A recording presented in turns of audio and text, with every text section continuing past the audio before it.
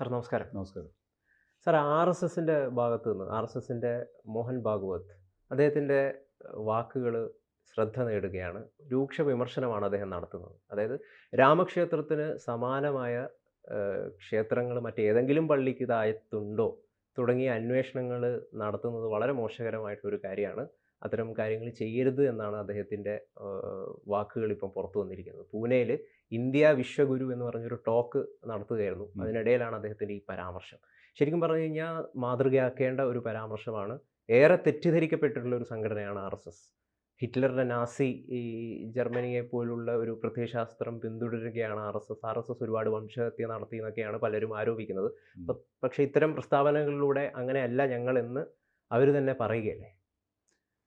അതിനകത്ത് ഇപ്പോഴത്തെ ഈ വർത്തമാനകാല സാഹചര്യത്തിൽ അദ്ദേഹം ഇത് ആദ്യമായിട്ടല്ല ഇങ്ങനെ പറയുന്നത്.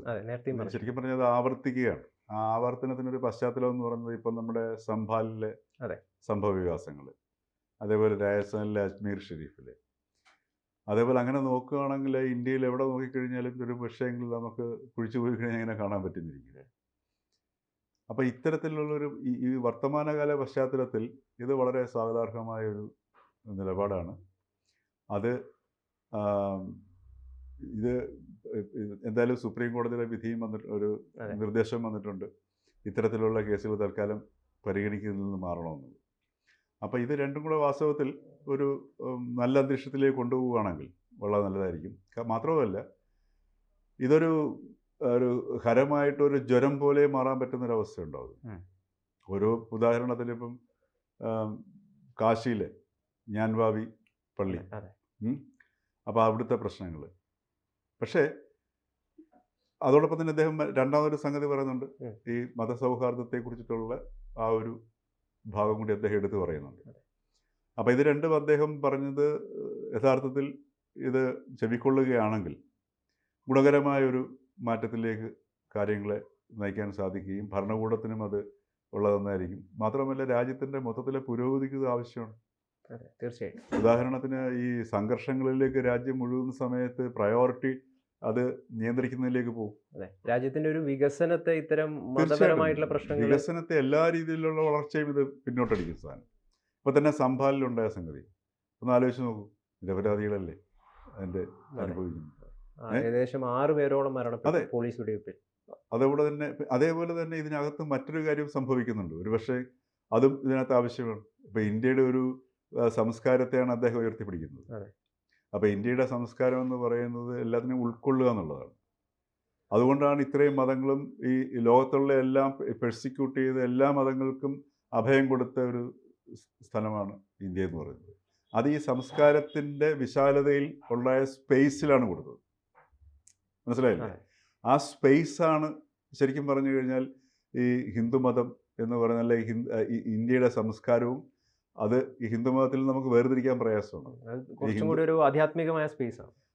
ആധ്യാത്മികം അതൊരു ഞാൻ പറഞ്ഞത് നമ്മളിതിനെ വേർതിരിക്കേണ്ട ആവശ്യമില്ല. ഇപ്പം തന്നെ നമ്മൾ ഇത്തരം വാക്കുകൾ ഉപയോഗിക്കുന്ന സമയത്ത് ആധ്യാത്മികം, ഭൗതികം ഇങ്ങനെയൊക്കെയുള്ള വാക്കുകൾ ഉപയോഗിക്കുന്നത് തന്നെ നമ്മുടെ ഈ വർത്തമാനകാല അവസ്ഥയിൽ ഇത് മനസ്സിലാക്കപ്പെടുന്നത് വ്യത്യസ്തമായ രീതിയിലാണ്. ഇത് ശരിക്കും പറഞ്ഞ ഒരു ഏറ്റവും വലിയ പ്രായോഗികമായ ഒരു സംഗതിയാണ്. അതായത് എന്താണ് യഥാർത്ഥത്തിൽ ഹിന്ദുമതം എന്നുള്ള മതം ഉണ്ടോ എന്ന് ചോദിച്ചു കഴിഞ്ഞാൽ ഇല്ല. പക്ഷേ നമ്മളിപ്പോൾ നിലവിലുണ്ടോ എന്ന് ചോദിച്ചാൽ ഉണ്ടോ, അത് യാഥാർത്ഥ്യമാണ്, വർത്തമാനകാല യാഥാർത്ഥ്യമാണ്. ഇപ്പം നമുക്ക് ഹിന്ദുമതം എന്ന് പറയുന്ന മതം ഇൻഡസ് വാലിയുടെ സംസ്കാരത്തിൻ്റെ ഭാഗമായിട്ടും ആ ഇൻഡസ് നദിയുടെ പേരിൽ നിന്നുണ്ടായെന്നൊക്കെ പറഞ്ഞ് ശരിയാണ്, ചരിത്രപരമായി ശരിയാണ്. പക്ഷേ വർത്തമാനകാല യാഥാർത്ഥ്യത്തിൽ നമ്മൾ അതിലേക്ക് പോകുന്നതിനേക്കാൾ നല്ലത് ഇത് തിരിച്ചറിഞ്ഞിട്ട് എന്താണ് ഇത് മുമ്പോട്ട് വയ്ക്കുന്ന സംസ്കാരം എന്താണ്, അതിനെ എങ്ങനെ പ്രകടിപ്പിക്കാം, പ്രയോഗങ്ങളിലൂടെ എങ്ങനെ കൊണ്ടുവരാൻ പറ്റും. ഇപ്പോൾ ഇന്ത്യയിൽ ഇപ്പോൾ ചരിത്രത്തിന് നമുക്ക് ഒരിക്കലും ഇനി തിരിച്ചു കൊണ്ടുപോകാൻ പറ്റത്തില്ല. ചരിത്രത്തിൽ ഒരുപാട് നല്ല കാര്യങ്ങളും മോശം കാര്യങ്ങളും നടന്നിട്ടുണ്ട്. എല്ലാത്തിനെയും സ്വീകരിക്കുക, മുമ്പോട്ട് പോവുക എന്നുള്ളത് മാത്രമേ നമുക്കിതിനകത്ത് എടുക്കാൻ പറ്റുന്നൊരു മാർഗമുള്ളൂ. അപ്പോൾ ആ നിലയ്ക്ക് നോക്കുമ്പോൾ ഇന്ത്യയിൽ ഇന്നത്തെ ഏറ്റവും വലിയ അത്യാവശ്യം എന്ന് പറഞ്ഞു കഴിഞ്ഞാൽ ഇപ്പം മോഹൻ ഭഗവത് പറഞ്ഞത് അക്ഷരാർത്ഥത്തിൽ നടപ്പിലാക്കേണ്ട ഒരു സംഗതിയാണ്. കാരണം എല്ലാത്തിൻ്റെയും ഇന്ത്യയിൽ ക്ഷേത്രങ്ങളില്ലാത്ത സ്ഥലങ്ങൾ കുറവായിരിക്കും അല്ലേ? അതെ, തീർച്ചയായിട്ടും. പല സന്ദർഭങ്ങളിലും ചരിത്രഘട്ട സന്ദർഭങ്ങൾ ഉണ്ടായിട്ടുണ്ട്. ആ സന്ദർഭങ്ങളിലേക്ക് ഇങ്ങനെ പല മാറ്റങ്ങളും ദുരിതമൊക്കെ ഉണ്ടായിട്ടുണ്ട്. മനുഷ്യരാണ്. അപ്പോൾ അതിൻ്റെയൊക്കെ അടിയിലേക്ക് നമ്മൾ കുഴിച്ചു പോയാൽ ചിലപ്പോൾ കണ്ടെന്നിരിക്കും. അതുകൊണ്ടാണ് നമുക്ക് വളരെ വ്യക്തമായ നിയമമുണ്ട്. 1947 നിയമവും 95-ലാണെന്നോ അല്ലേ? അതെ, 95. 95 നിയമവും ഒക്കെ വളരെ വ്യക്തമായിട്ടുണ്ട്. നിയമം നമ്മുടെ മുമ്പിലുണ്ട്. അതോടൊപ്പം തന്നെ അതിനേക്കാൾ ഉപരി സംസ്കാരം തന്നെ നമ്മുടെ മുമ്പിലുണ്ട്. ഇപ്പം രാമക്ഷേത്രം എന്ന് പറയുന്നത് പോലും രാമൻ ഇന്നടത്ത് ജനിച്ചു എന്ന് പറയുന്ന ആ ഒരു പ്രയോഗത്തെ പോലും നമ്മളവിടെ രാമൻ എന്ന് പറയുന്ന തത്വത്തെ ചുരുക്കി കാണുകയാണ് ചെയ്യുന്നത്. അല്ലേ?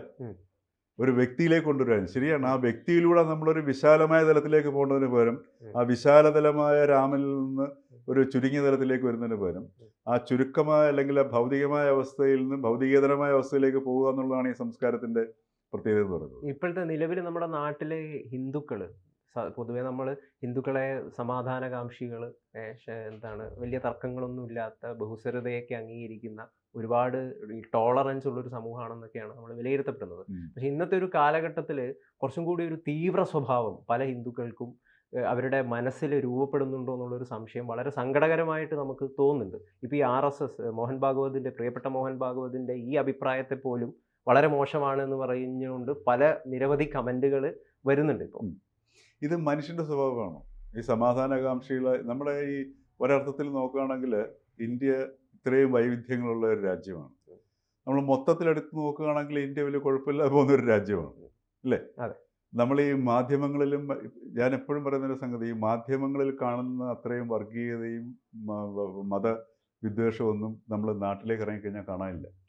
മനുഷ്യർ സമാധാനമായിട്ട് ജീവിക്കുന്നുണ്ട്, അങ്ങോട്ടും ഇങ്ങോട്ടും കൊടുക്കൽ വാങ്ങൽ നടക്കുന്നു, ഒന്നിച്ച് ഇടപഴകി ജീവിക്കുകയൊക്കെ ചെയ്യുന്നുണ്ട്. അപൂർവം ചില സ്ഥലങ്ങളിൽ ഉണ്ടാകുന്നുണ്ട്. പക്ഷേ അതോടൊപ്പം ഈ മാധ്യമങ്ങളുടെയും ഈ സോഷ്യൽ മീഡിയയൊക്കെ വർദ്ധിച്ചതോടുകൂടി ആൾക്കാരുടെ ഉള്ളിൽ ഈ വികാരങ്ങൾ ഇങ്ങനെ ഓരോ നിമിഷവും പല പല കാരണങ്ങൾ കൊണ്ട് ഉയർന്നുകൊണ്ടിരിക്കുന്നുണ്ട്.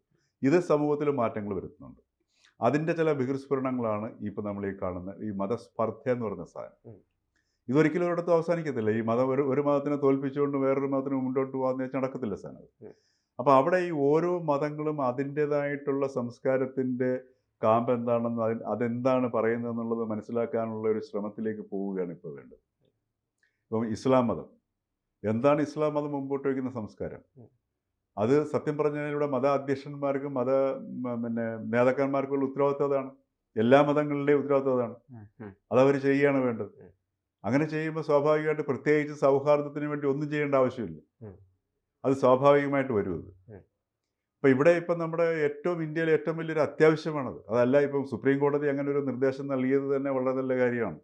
കാര്യം ഇത്തരം കേസുകളെ ഇനി സ്വീകരിക്കുന്നതിൽ അതല്ലെങ്കിൽ അത് തൽക്കാലത്തേക്ക് മാറ്റുക. കാരണം എന്തുകൊണ്ടാണത്? പല സ്ഥലങ്ങളിൽ നിന്നും ഇത്തരം കേസുകൾ വരുന്നു.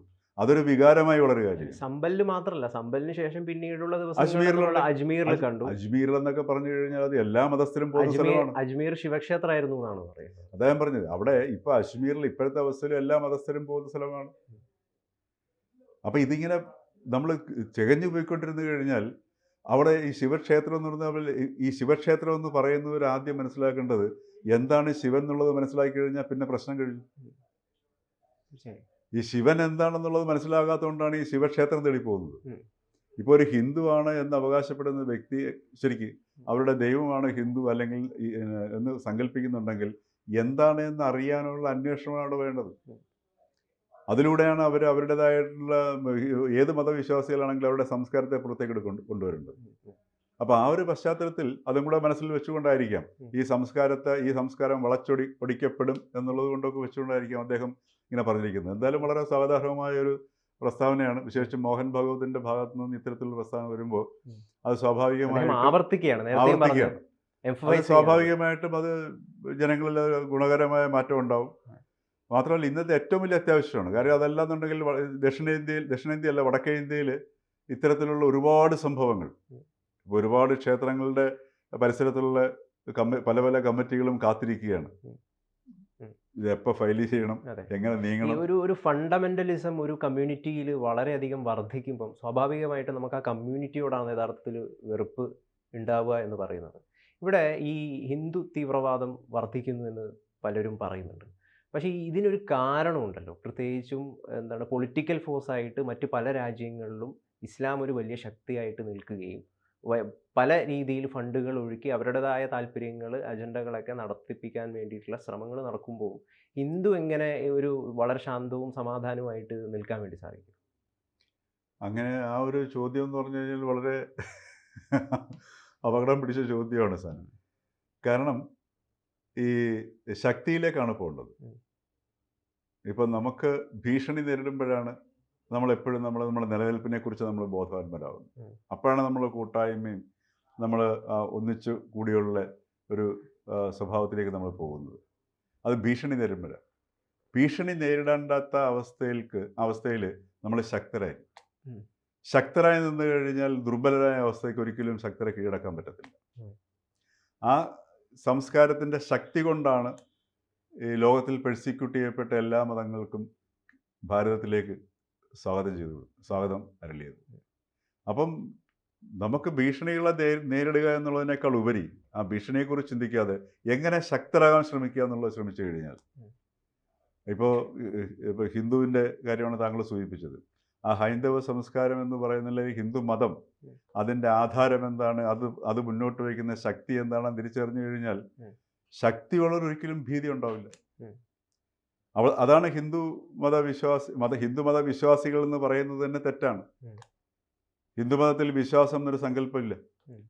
ഹിന്ദുമതം അല്ലെങ്കിൽ ഈ ഒരു ഇന്ത്യയുടെ കൾച്ചർ എന്ന് പറയുന്നത് സത്യാന്വേഷണം മാത്രമേ ഉള്ളൂ, വിശ്വാസമല്ല. വിശ്വാസം എന്ന് പറയുന്നത് സെമറ്റിക് മതങ്ങളുടെ ഒരു പാതയാണ്.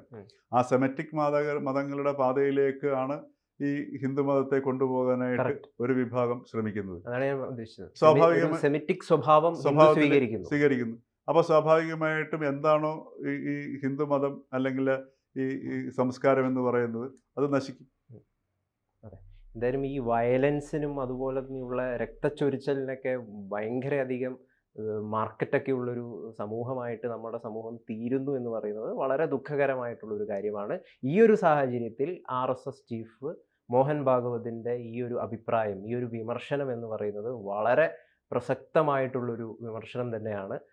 ഇതിലൂടെ RSS യഥാർത്ഥത്തിൽ എന്താണ് RSS എന്ന് കൂടി വ്യക്തമാക്കുകയാണ്. അതൊരു വർഗീയ സംഘടനയാണെന്ന് പലരും തെറ്റിദ്ധരിച്ചിട്ടുണ്ട്. അങ്ങനെ അല്ല എന്ന് കൂടിയാണ് ഈ ഒരു പ്രസ്താവനയിലൂടെ, ഇദ്ദേഹത്തിൻ്റെ ഈ ഒരു അഭിപ്രായത്തിലൂടെ നമുക്ക് വ്യക്തമാകും. കാലികമായ ഒരു പ്രസ്താവന തന്നെയാണ്, സംശയമില്ലാത്ത കാര്യം. കൂടുതൽ വാർത്തകളും വിശേഷങ്ങളും നിങ്ങളിലേക്ക് എത്താൻ ABC മലയാളം സബ്സ്ക്രൈബ് ചെയ്യുക, ബെൽ ബട്ടണും അമർത്തുക.